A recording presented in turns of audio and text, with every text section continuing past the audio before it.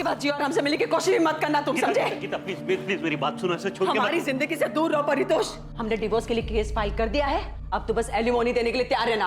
अब तुमसे हमारा कोई लेना देना नहीं है। अरे जिया बेटा, गीता गीता प्लीज हमारी बात सुनो गीता। सर गीता! उस लड़की रश्मि के चक्कर में पड़ने का अंजाम हम आज तक भुगत रहे। क्या कुछ नहीं दिया हमने रश्मि को? जाहिर है आप दो जिंदगियां एक साथ जो जी रहे थे।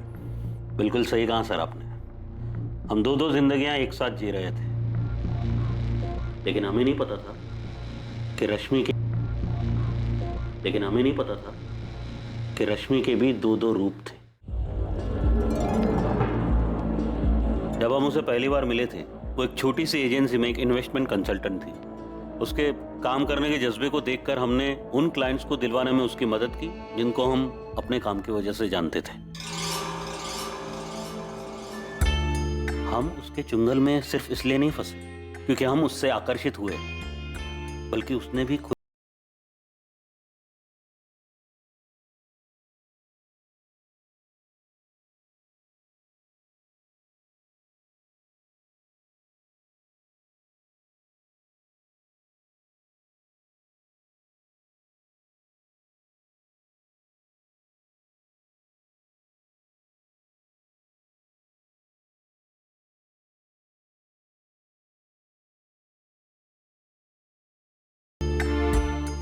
हम एक दोहरी जिंदगी जी रहे थे और हमें बुरा भी लगता था कि हम अपनी बीवी को धोखा दे रहे हैं।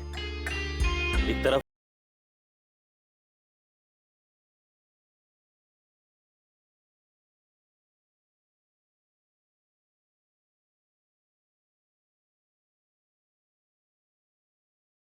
मैं दोनों का आनंद ले रहा था।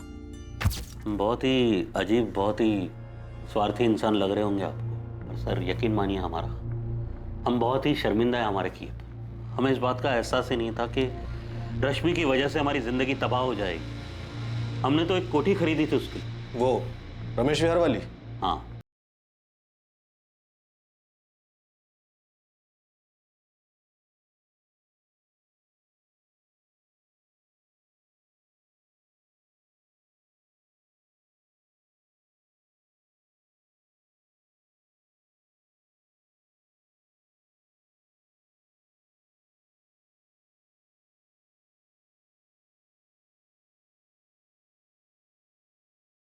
कर रहे थे और उसी तरह रश्मि के दोहरे चेहरे को भी हम देख नहीं पाए। वो चेहरा जो ना कभी हमने पहले देखा था और ना ही जिसकी कभी कोई कल्पना कर सकता था। उसने आपको धोखा दिया? सिर्फ धोखा, बड़ा ही गंदा खेल खेला उसने हमारे साथ। रश्मि, हमने तुम्हें एक सिंपल सा सवाल पूछा है कि पूरा हफ्ता तुम कहाँ थे? हम तुम्हारी बीवी हैं, हमने तुमसे शादी की है। हम जानते तुम किसके साथ थी और कितने लोगों के साथ थी, हम उन सबको जानते हैं। और वो सब ये भी जानते हैं परितोष कि तुम ऑलरेडी मैरिड हो। और ये सब कुछ हमने तुम्हें इसलिए नहीं दिया कि तुम हमें धोखा दे सको। हम किसी की जागीर नहीं है परितोष, और ना ही हमने तुमसे शादी का वादा किया है। अभी जो भी गया यहाँ से बंद हो। अच्छा, तो तुम हमारी जासूसी भी करने लगे? ये रश्मि, हमारे घर में रह के हमारे साथ ही निकलो यहाँ से, गेट आउट। शायद तुम भूल रहे हो परितोष, ये घर हमारे नाम पर। तुमसे हमारे नाम करोगी, वरना क्या एक्सपोज कर दोगे हमें? अभी के अभी इस घर से निकल जाओ और मेरी जिंदगी से भी get out from my life. Calm down Paritosh, सिर्फ 2 करोड़ रुपए, उसके बाद हम तुम्हारी जिंदगी में कभी नहीं आएंगे, प्रॉमिस। तुमने हमारा यूज किया रश्मि, लेकिन हम यूज एंड थ्रो करने वाली चीज नहीं है, समझे? अगर हम तुम्हें बना सकते हैं ना, तो तुम्हें पूरी तरह बर्बाद भी कर सकते हैं हम।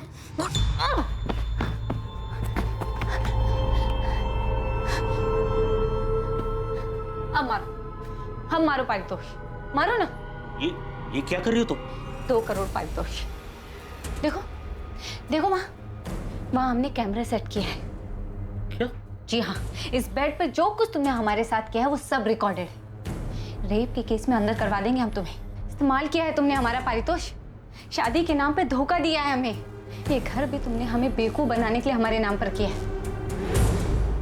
ये वीडियो हम पुलिस और मीडिया को दे देंगे, फिर देखते हैं कौन किसको बर्बाद करता है। 2 करोड़ परितोष, 2 करोड़, वरना हम ये वीडियो वायरल कर देंगे। तुम्हें पता भी नहीं परितोष कि जो हम चाहते हैं उसे पाने के लिए क्या क्या कर सकते हैं। हाँ, रश्मि सब कुछ रिकॉर्ड करती थी, सब कुछ पहले से प्लान किया हुआ था उसने। बहुत ही शातिर लड़की थी वो। तो आप कौन से संत हो? नहीं सर, हम संत नहीं, बहुत बड़े चंट हैं। लेकिन इस बात की उसे खबर नहीं थी कि हम क्या क्या कर सकते थे। इससे पहले कि वो ब्लैकमेल करके 2 करोड़ मुझसे मांगती, मैंने उसकी सारी बातें अपने मोबाइल में रिकॉर्ड कर रखी। वो हमें मात दे इससे पहले हमने उसे मात दे। रश्मि, तुम हमें इस तरह ब्लैकमेल नहीं कर सकती। अगर तुम चाहते हो कि हम तुम्हें ब्लैकमेल ना करें तो परितोष 2 करोड़ दे दो। तुम्हारे पास कल तक का टाइम है। अगर कल तक 2 करोड़ नहीं दिए तो हम तुम्हारे खिलाफ रेप केस कर देंगे और मीडिया को फुटेज दे देंगे। ये सरासर ब्लैकमेल है रश्मि। ये तो तुमको करना ही पड़ेगा। तुम हमें 2 करोड़ दो और हम दोबारा तुम्हारी जिंदगी में कभी नहीं आए। किस आधार पर आपने हमें गिरफ्तार किया सर? उस आदमी ने हमारा इस्तेमाल किया, शादी के नाम पर झूठा वादा करके फिजिकल रिलेशन बनाए, धोखा दिया हमें, और उस परितोष के खिलाफ रेप केस दर्ज करने के बजाय आप हमें पूछताछ के लिए लेकर आए। तुम्हारे ब्लैकमेल के सारे कॉल रिकॉर्डिंग परितोष के पास है। तुम्हें क्या लगा था अपने वीडियो की रिकॉर्डिंग के जरिए उसे फंसा दोगे, लेकिन उसे धमकाने और ब्लैकमेल के जुर्म में तुम गिरफ्तार हो। क्या बकवास है ये? गलत किया उसने हमारे साथ। हम परितोष के खिलाफ रेप का केस फाइल करेंगे। सर कहाँ जा रहे हो? सर सुनिए तो। सर हम उसे कोर्ट तक घसीट कर लेकर आएंगे, उसकी वीडियो वायरल कर देंगे, उसकी मदद करने और हमारे साथ जबरदस्ती करने के लिए हम आपके खिलाफ भी केस दर्ज करेंगे।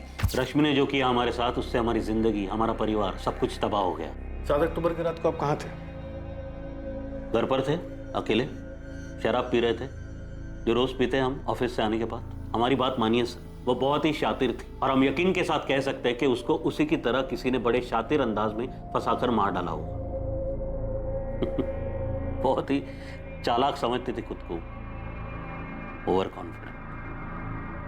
यही उसकी सबसे बड़ी गलती थी। रश्मि से प्यार करते थे, लेकिन जब हमें पता चला वो हर चीज में हेरा फेरी करती है, उसकी नजर में रिश्तों की कोई अहमियत नहीं थी, तब हमने रिश्ता तोड़ दिया।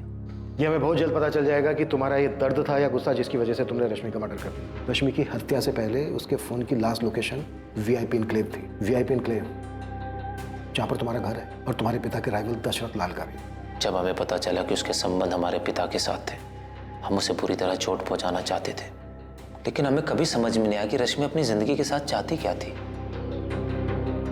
पता नहीं। और उधर ऋषभ के फादर प्रद्युमन और प्रद्युमन के राइवल दशरथ लाल के साथ अलग ही गुल खिला रही। और उससे पहले परितोष मिश्रा के साथ। ऐसा कैसे कि उसकी माँ, भाई, चाचा को इस बारे में कुछ पता ही नहीं था? क्या ये मुमकिन हो सकता है? कल्याणी, हमने विकास से बात कर ली है। हम लोग बहुत आराम से इसका हल ढूंढ लेंगे। अगर रश्मि ने मनोज और भरत के साथ में कोई धोखाधड़ी की है, वो भी हम संभाल लेंगे। तुम बेफिक्र रहो। क्या रश्मि पांडे की हत्या का मकसद उसका इस तरह लोगों से पैसे हथियाने को रोकना था, या किसी को रश्मि के काम करने के तौर तरीकों से जलन थी जो उनकी कामयाबी के रास्ते का कांटा बन रहे थे? रश्मि एक खतरनाक खेल खेल रही थी। आखिर वो कौन था जिसके रास्ते की रुकावट बन गई थी रश्मि? हम इस बात से इनकार नहीं करेंगे कि रश्मि हमें परेशान कर रही थी, और हमने ये बात कभी छुपाई भी नहीं। वीरेंद्र सर से कई बार हमने इस बारे में बात की। मैम, हम ये भी जानते हैं कि रश्मि ब्लैकमेलिंग के केस में एक बार अंदर जा चुकी है, और हमें इस बात पे पूरा भरोसा है कि रश्मि अपनी बॉडी का इस्तेमाल करती थी और क्लाइंट से इन्वेस्टमेंट लाती थी, सारे बड़े बड़े क्लाइंट्स। लेकिन वो क्लाइंट्स रश्मि के लिए सिर्फ क्लाइंट्स नहीं थे, वो कुछ और भी थे। पायल, हमने तुम्हारे ऑफिस कलीग ध्रुव से बात की क्योंकि हमने ये कहा था कि रश्मि की लाश पानी के ऊपर आ गई, वरना मिसिंग ही रह जाती। अगर आपको लगता है कि ऐसा कहने से हम रश्मि के मर्डर में इन्वॉल्व है या हमने उसका मर्डर करवाया है, तो माफ कीजिए। हमने ये बात सिर्फ इसलिए की क्योंकि ये बात साफ है, जो भी रश्मि का हत्यारा था उसने बॉडी के साथ पत्थर इसलिए बांधा था क्योंकि वो नहीं चाहता था कि लाश पानी के ऊपर आ जाए। तो फिर रश्मि का मर्डर किसने किया पायल? मैम, हमने आपसे पहले भी कहा था, हम मानते हैं हम रश्मि को पसंद नहीं करते थे, जलते थे उससे, लेकिन इसका ये मतलब नहीं कि हम इस हद तक गिर जाए कि उसका मर्डर ही करवा दें। लेकिन रश्मि मर्डर करने के बारे में सोच सकती थी, इसकी ऐसी हरकतों की वजह से उसका मर्डर हुआ होगा। कर्मा मैम, कर्मा। जावेद, कुछ हाथ लगा? एक बाबा है, अपने आप को काली बाबा बोलता है। उसके पास जाती थी क्या रश्मि पांडे? हाँ, मैंने ज़्यादा पूछताछ की नहीं, क्योंकि उसको भनक लग जाती तो वो भाग जाता। कहाँ मिलेगा ये काली बाबा गोविंद? स्टेशन के पास वाले मार्केट एरिया मैडम, वहीं बैठा है। एड्रेस भेज रहा हूँ, अभी भी वहीं मिलेगा ये बाबा। जो बात थी हम साफ साफ बता रहे हैं। हाँ, हमारे और रश्मि के बीच में शारीरिक संबंध थे। जिसको रिकॉर्ड करके वो आपको ब्लैकमेल करने लगी। कौन सा ब्लैकमेल? ब्लैकमेल उसे किया जाता है जो कुछ देने से इनकार करता है इंस्पेक्टर। वैसे हमको पहले से पता था कि वो लड़की रिकॉर्डिंग करती है। तो आपको लॉकर के बारे में भी पता होगा? नहीं, हमको किसी लॉकर के बारे में कुछ पता नहीं था, लेकिन उस लड़की ने पारितोष मिश्रा के साथ जो किया वो भी हमको पता था। अब आप खुद सोचिए कि इतना सब जानने के बाद भी बिना बैकग्राउंड चेक किए हम उसके पास जाते। बैकग्राउंड चेक करने के बाद भी आपने उसको अपने साथ बेडरूम में वीडियो बनाने दिया? प्रद्युमन जी, चुपचाप आप रश्मि पांडे को पैसे देते रहे और बदले में आपने उससे वीडियो रिकॉर्डिंग की मांग नहीं की। मांग इसलिए नहीं की क्योंकि हम जानते थे कि वो इसका हमारे खिलाफ इस्तेमाल नहीं करेगी। क्यों? उसने ऐसी गारंटी दी थी आपको? देखिए क्या है, उसे जो पैसे चाहिए होते थे हम उसे दे देते थे, इसलिए हम जानते थे कि वो बस वीडियो रिकॉर्डिंग करके रखती थी, उसका इस्तेमाल नहीं करते थे। देखिए, हम एक बात साफ साफ बता देते, हाँ, रश्मि को पैसा देने का सिलसिला ब्लैकमेलिंग के बाद ही शुरू हुआ था। जब आपको पता ही नहीं था कि वो वीडियो रिकॉर्ड करके हाँ, पता नहीं था कि उसने रिकॉर्डिंग की थी। अच्छा, तो इस रिकॉर्डिंग के जरिए तुम हमें ब्लैकमेल करना चाहती हो? नहीं, तो रिकॉर्डिंग क्यों करी और किसके कहने पर करी? खुद की मर्जी से। इरादा क्या है तुम्हारा? जो कुछ हमें चाहिए उसको पाना चाहते हैं दशरथ जी। क्या पाना चाहती हो?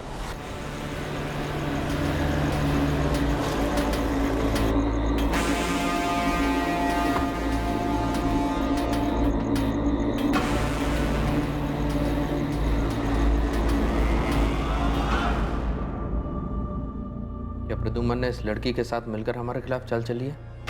हमें एक दिन भी नहीं लगा ये पता करने में कि प्रद्युमन ही है जो रश्मि को हमारे खिलाफ इस्तेमाल कर रहा है, और वो आप दोनों के लिए सरदर्द बन गई, राइट? बेवकूफ़ है हमारा बेटा। उस लड़की के बारे में कुछ जाने बगैर ही उसने उसे डायमंड रिंग दे दी, पर हमें रश्मि के बारे में पता करने में ज़रा सा भी वक्त नहीं लगा। वो किस तरह की लड़की है, उसका पास क्या है। हम उसके पास सिर्फ इसलिए गए थे ताकि जान सके कि उसका इरादा क्या है। और उसने बस ऐसे ही आपकी वीडियो बना ली। तुम मेरे बेटे के पीछे क्यों पड़ी हो? जाहिर है उसे शादी तो करना चाहती नहीं। तो और क्या हो सकता है सर? क्या ऋषभ को पता है कि तुम एक्सटॉर्शन के केस में कई महीने जेल में बिता चुके हो? अब ये बात तुम ऋषभ को बताओगी या हमें बताना पड़ेगा? तो आप यही चाहते हैं ना कि हम आपके बेटे को छोड़ दें? स्मार्ट हो रश्मि, और जल्दी समझ गए। बिल्कुल सही कहा आपने। ऋषभ हमसे प्यार करता है, लेकिन हम ऋषभ से शादी करना चाहते हैं। यहाँ बिल्कुल गलत है।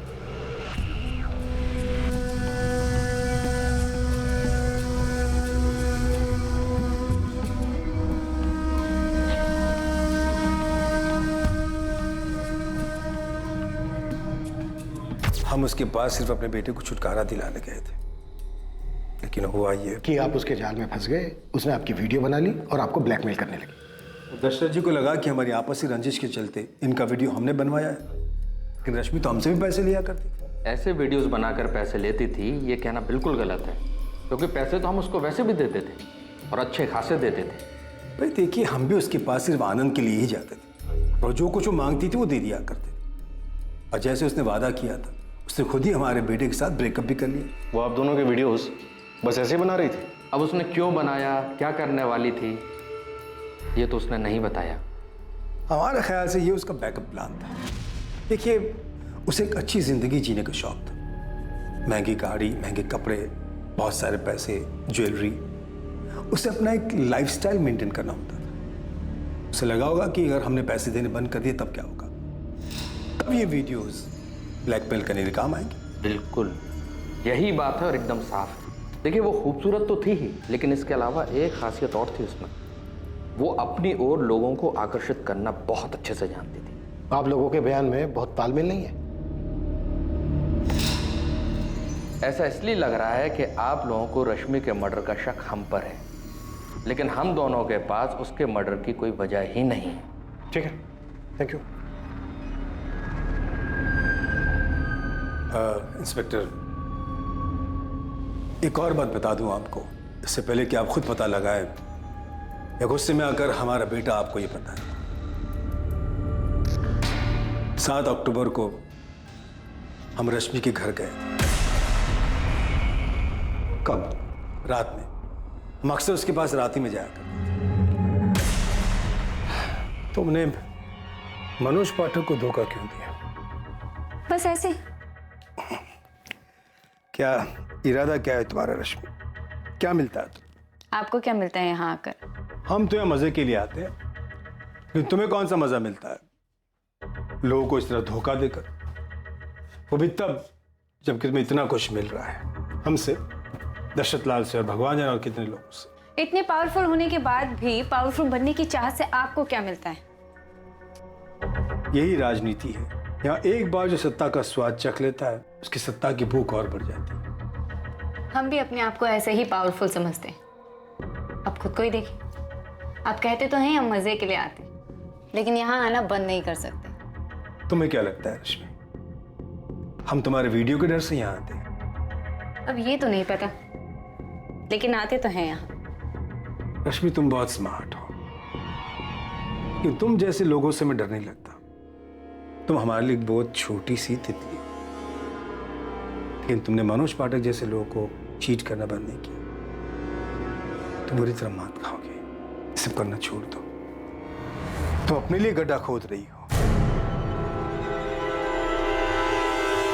और तकरीबन रात 8 बजे हम उसके घर से निकल गए। उस रात की रश्मि की सारी मूवमेंट की इंफॉर्मेशन है हमारे पास। रात को 8:30 बजे तक रश्मि अपने घर पर ही थी, और 9:05 पर उसके फोन की लोकेशन थी VIP एन्क्लेव, और 9:15 पर उसका फोन VIP एन्क्लेव में स्विच ऑफ हो गया। लेकिन उसको हमने कभी अपने घर बुलाया ही नहीं। ना ही कभी हमने अपने घर बुलाया। आप तो हमारे बेटे के बारे में जानते ही। उस रात रश्मि को किसी ने फोन नहीं किया, और न ही रश्मि ने किसी को किया, पर उस रात रश्मि घर से बाहर निकली थी। और प्रद्युमन जी, आप अब बता रहे हैं कि उस रात आप रश्मि से? नहीं था। प्रद्युमन जी, आपका बेटा उस लड़की के इश्क में था। उसकी आपसे नाराजगी की वजह से कहीं ऐसा तो नहीं कि आपके वहां से निकल जाने के बाद रश्मि को लेकर निकला और जानबूझकर हमारे घरों की लोकेशन की तरफ गया ताकि हम दोनों को फंसा सके? हो सकता है सर। हमारे पापा तुम्हारे घर क्या कर रहे थे? हाथ छोड़ो हमारा ऋषभ, हमें दर्द हो रहा है। दर्द तो हमें भी हुआ था जब पापा ने हमें तुम्हारी बातें बताई। पारितोष मिश्रा वाली बात तुमने हमें क्यों नहीं बताई? पापा ने हमें यह भी बताया कि तुम हमसे शादी नहीं करना चाहती हो। हाँ, हम तुमसे शादी नहीं करना चाहते ऋषभ। तुमने हमारे साथ ऐसा क्यों किया? हमारे साथ ही क्यों? नहीं करना चाहते हम तुमसे शादी ऋषभ, और अगर जानना चाहते हो तो सुनो, तुम्हारे पापा का फिजिकल रिलेशन है हमारे साथ। तो रश्मि की last phone location VIP enclave में दिखा के या तो कोई प्रद्युमन और दशरथ इन दोनों पॉलिटिशियंस को फंसाने की कोशिश कर रहे हैं, या फिर ये दोनों को स्टोरी बना रहे हैं। ये भी पॉसिबल है कि ऋषभ रश्मि से अपना बदला और अपने पिता पर गुस्सा दोनों एक साथ निकाल रहा हूं। I mean, एक तीर से दो निशाने। सर, मुझे लग रहा है कि हमें रश्मि के परिवार वालों से एक बार पूछताछ करनी चाहिए। उसके साथ लखनऊ में इतना कुछ हो गया और उन लोगों को कुछ पता ही नहीं।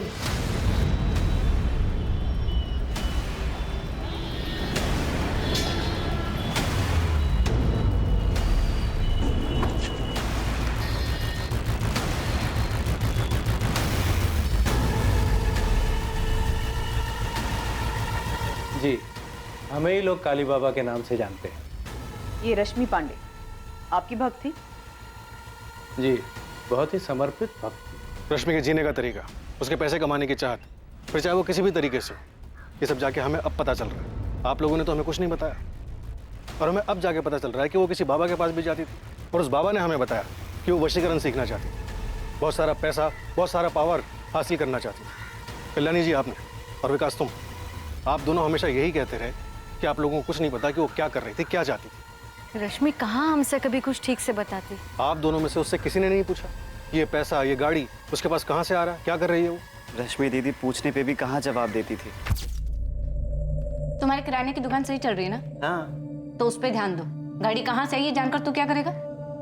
रश्मि बेटा, वो माँ, अरे आपको पैसे चाहिए होते तो मांग लो, लेकिन कहाँ से आई, कैसे आई, ये जानकर क्या करोगी? अरे काम करते हैं हम। और चाचा जी कुछ बोले तो उनको कहना पहले अपना घर संभालें। अभी चाचा जी ने पूछा क्या तुमसे? तू ना चाचा जी का राग अपना बंद कर। तुझे दुकान चाचा जी ने दिलाई या हमने?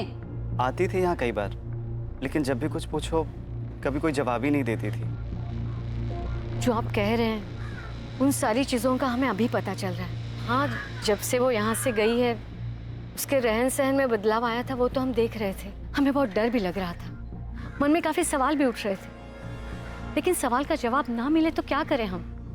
रश्मि दीदी के जेल जाने के बाद हमने और माँ ने दोनों ने कोर्ट कचहरी के चक्कर लगाकर उन्हें जेल से छुड़वाया था। ये रश्मि के जेल जाने वाली बात है, ये भी आप लोगों ने हमें नहीं बताई? वो बात इसलिए छिपाई क्योंकि वो हम सब के लिए शर्म की बात थी। जब रश्मि यहाँ हमारे साथ रहती थी, जब उसके पापा इस दुनिया में थे, तब सब कुछ ठीक था। जैसे वो शहर गई, बहुत बदल गई। उन्हें इतना गुरूर क्यों था और वो इतने पैसे और पावर का क्या करना चाहती थी, ये हमें नहीं पता साहब। रश्मि पांडे ने जिस बाबा की मदद ली थी, उस बाबा से पुलिस द्वारा की गई पूछताछ से कुछ हैरान कर देने वाले तथ्य सामने आने वाले थे। हर वो चीज जो रश्मि हासिल करना चाहती थी, वो रश्मि की तरह ही रहस्यमयी होती जा रही थी। ये भी एक रहस्य था कि उसकी हत्या कैसे हुई और किसने की उसकी हत्या। रश्मि को वो पावर्स किस लिए चाहिए थे? लोगों को अपने वश में करने के लिए। किन लोगों को वो अपने वश में करना चाहती थी? वो पॉलिटिशियन दशरथ लाल या प्रद्युमन चौधरी। रश्मि क्या चाहती थी इन दोनों से? Political power? हमें इसकी कोई जानकारी नहीं। ओह काली बाबा, इस लड़की का मर्डर हुआ है और हमें पता चला है कि ये काला जादू करती थी, और अभी आपने बताया कि वशीकरण सीखना चाहती थी, तो सीधे सीधे बताइए ना, वशीकरण किस लिए सीखना चाहती थी? चाहती क्या थी ये लड़की? किसको वश में करना चाहती थी? अरे हम थोड़ी पूछते हैं हर किसी से कि तुम किस पे हावी होना चाहते हो। वो आई थी सीखने के लिए कि दूसरों को अपने वश में कैसे किया जाता है। वो कई महीनों तक इस विद्या को सीखने के लिए आई और हमने उसे सिखाया भी। वो बताती थी कि हमने उसे जैसा ध्यान करने सिखाया था, वो नियमित रूप से वैसा ही ध्यान करती थी। जिस तांबे के सिक्के के बारे में आप बात कर रहे थे, वो सिक्का आपको रश्मि के पास मिला?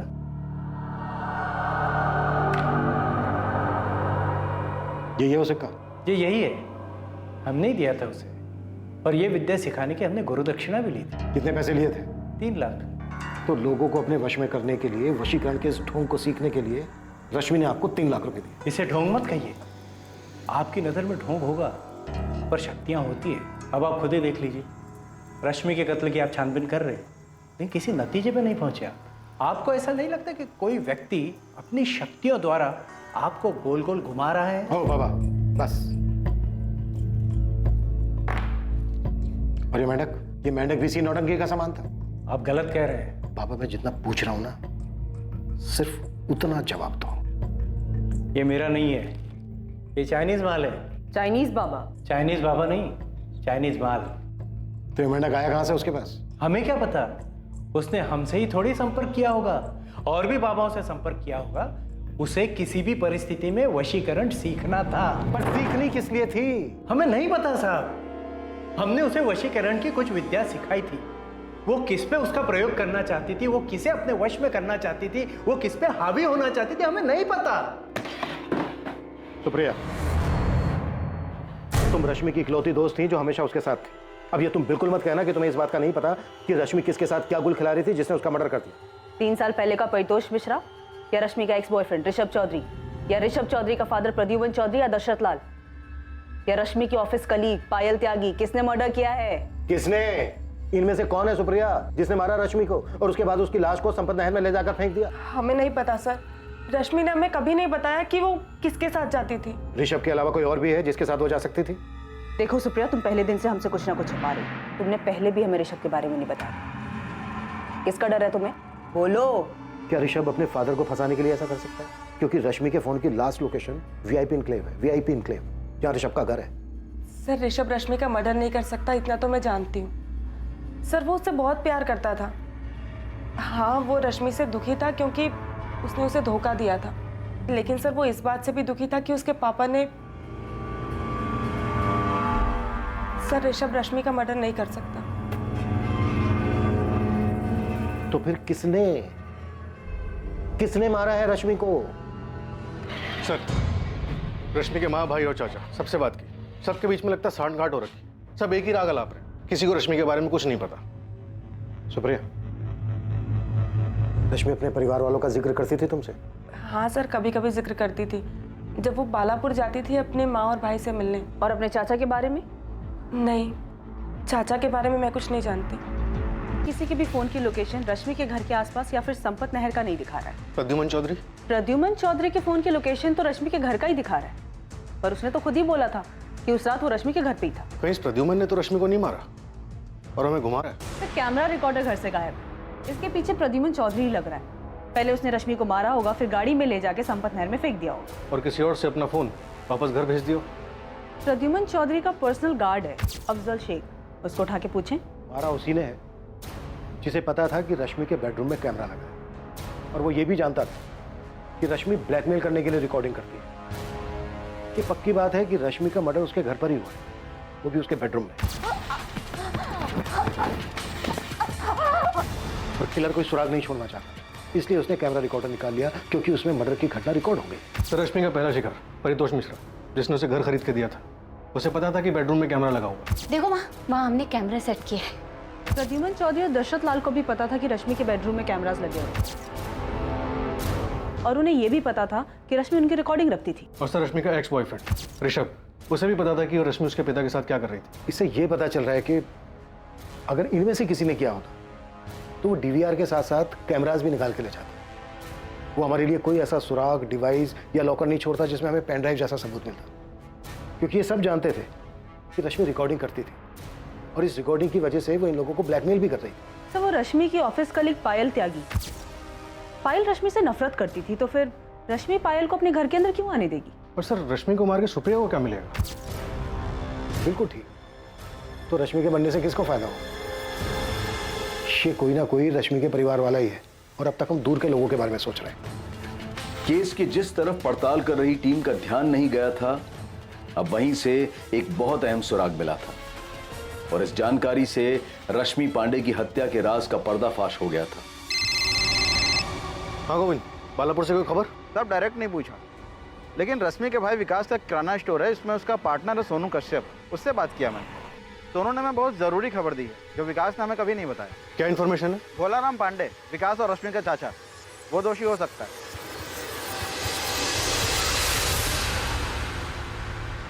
हमें यहाँ इस तरह से लेकर क्यों आए हैं? बैठो भोलाराम, बैठो। नहीं, पहले आप बताइए कि बात क्या है। आपके लोग ऐसे ही आए और उठाकर यहाँ ले आए? भोलाराम, आपने विकास से कहा था कि आप रश्मि के पैसे और उसकी लखनऊ वाली कोठी का अच्छा सौदा करवा कर सब कुछ सेटल कर दो। बड़े आराम से वहाँ विकास को अपना लपेटे में ले रहे थे तुम। लपेटे में? क्या कह रहे हैं आप? वो मेरा भतीजा है, थोड़ा भोला है, इसीलिए मैंने कहा था। भोला है तो फिर आपके नीचे दबा हुआ है। विकास, जब तेरे चाचा ने तुझसे ये सब कहा तो तूने आके हमें क्यों नहीं बताया? मैडम जी, हमें नहीं लगता कि चाचा जी कुछ गलत कर सकते हैं। तेरे दोस्त सोनू कश्यप ने हमसे साफ कहा कि तू ना समझे, तेरे चाचा सब हड़प लेंगे, रश्मि के रहते हुए ऐसा नहीं कर सकते, इसीलिए उन्होंने रश्मि को रास्ते से हटा। नहीं नहीं, चाचा जी ऐसा नहीं कर सकते। और अगर किया है विकास, और ये बात तुझे पता है, तो तू अपनी बहन के हत्यारे को बचा रहा है। विकास, ये बात जानता है ना तू? क्या ये रश्मि की मनमर्जी थी जिसने आपको ये काम करने के लिए उकसाया? क्या फिर अपने बेटे दीपेश के थप्पड़ का अपमान बर्दाश्त नहीं कर पाए और मरवा दिया रश्मि को? दीपेश को थप्पड़? हाँ, थप्पड़। विकास ने हमें बताया कि रश्मि ने दीपेश को थप्पड़ मारा था, और इस बात का गुस्सा आपको भी था और दीपेश को भी। हमारी माँ कुछ भी बोले वो अलग बात है चाचा जी, लेकिन आप किस हफ्ते हमारे घर के मामलों में दखल दे रहे हैं? रश्मि, अपने चाचा जी से ऐसी बातें मत करो। सब तुम्हारा ही किया धरा है कल्याणी। आज हमारे भाई सब जिंदा होते तो इसकी हिम्मत नहीं होती ऐसी बात करने की। और इन्हीं हरकतों की वजह से हमें उल्टा सुल्टा सुनना पड़ता है।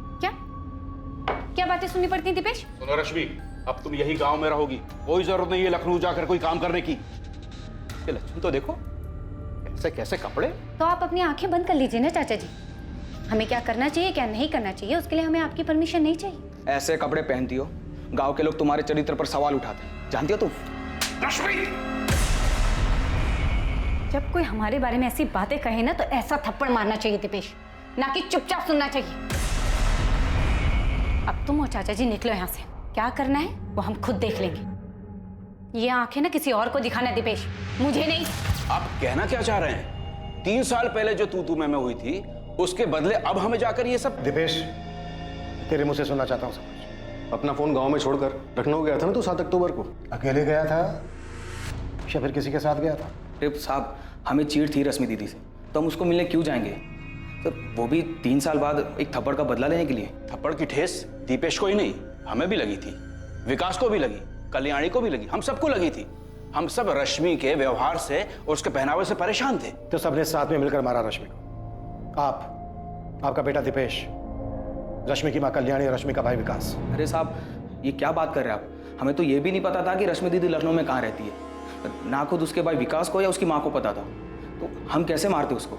आप असली कातिल को तो पकड़ नहीं पा रहे, इसलिए मनगढ़ंत कहानी बना रहे हैं। हमने उसके साथ ऐसा किया था, ये किसने बताया आपको? विकास ने? नहीं, वो बता ही नहीं सकता।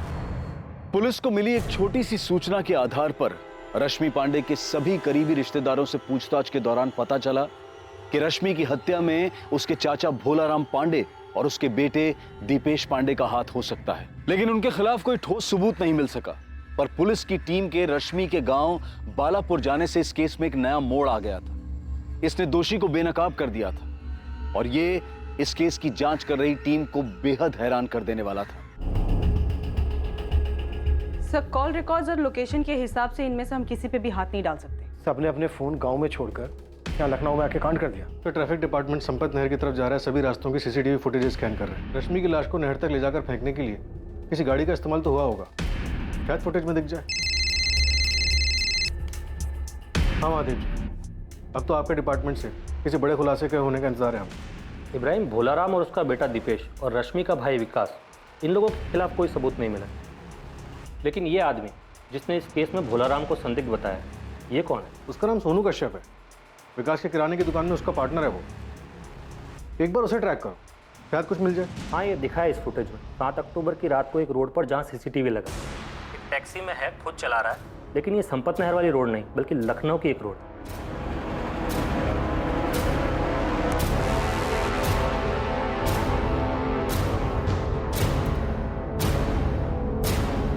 ये तो सोनू ही है। और उसने हमें बताया था कि भोलाराम ही दोषी है। नहीं सर, मैंने क्रॉस चेक किया। 7 अक्टूबर की रात को सोनू के फोन की लोकेशन उसके गांव बालापुर की ही है। तो सब कुछ भोलाराम पांडे और उसके बेटे दीपेश पे डाल रहा है। देख बेटा, जब पड़ेगी ना तो बर्दाश्त नहीं कर पाएगा। तो तेरी शक्ल बता रही है कि एक ही थप्पड़ काफी होगा तेरे लिए।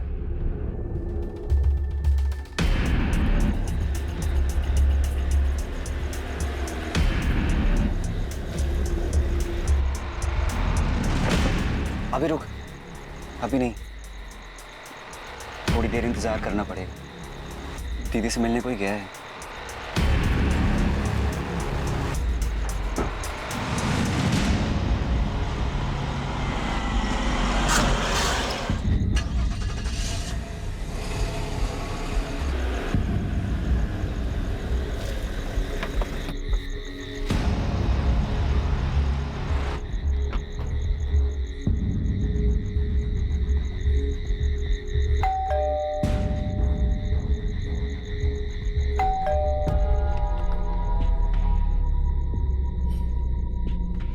विकास, तू यहाँ? वो कुछ काम था दीदी। कैसा काम? वो कुछ पैसे चाहिए थे।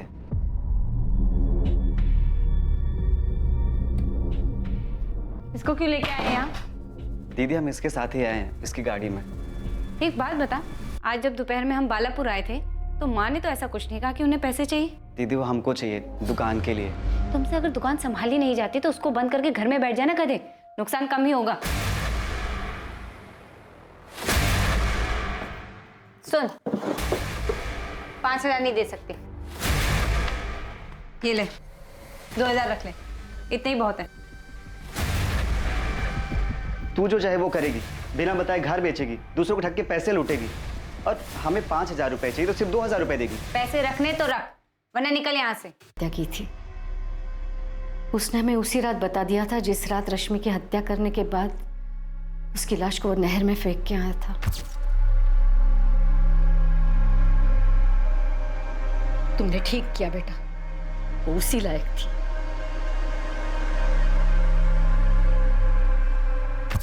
हमारे बेटे ने जिसकी हत्या की वो रश्मि अब वो थी ही नहीं जिसे हमने जन्म दिया था, पाल पोस के बड़ा किया था। बहुत झेल चुके थे उसको, बहुत बातें सुन चुके थे उसकी। माना कि वो गलत थी, पर क्या तब भी उसकी हत्या करना सही था? आपके लिए कहना आसान होगा साहब, लेकिन उसने जो किया, उसकी हरकतों को भुगतना हमारे लिए आसान नहीं था। चाचा जी और मुझे गाँव वालों के ताने सुनने पड़ते थे कि तुम्हारी दीदी ऐसी है, उसने ये किया।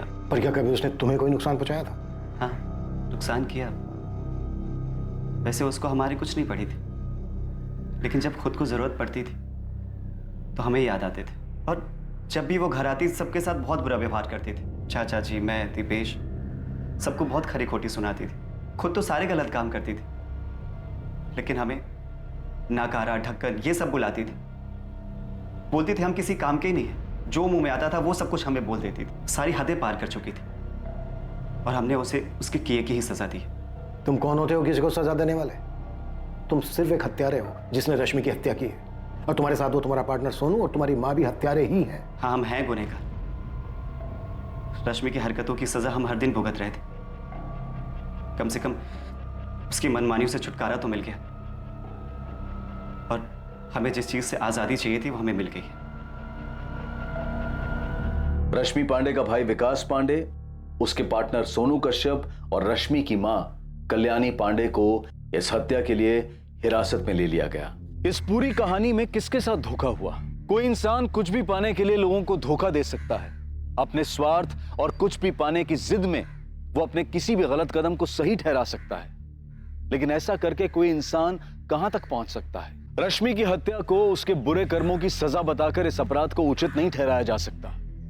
यह अपराध ही है। झूठ और फरेब इंसान को एक बहुत ही खतरनाक रास्ते पर ले जाता है, जहां वो सिर्फ अपने बारे में सोचता है और दूसरों के साथ वो कितना गलत करता है इस बात का उसे कोई फर्क नहीं पड़ता। लालच और स्वार्थ इंसान के देखने और समझने की क्षमता को खत्म कर देते हैं, जिसकी वजह से वो सही और गलत में फर्क नहीं कर पाता, और ये उसके लिए घातक साबित होता है। अब मैं अनूप सोनी आपसे विदा लेता हूं।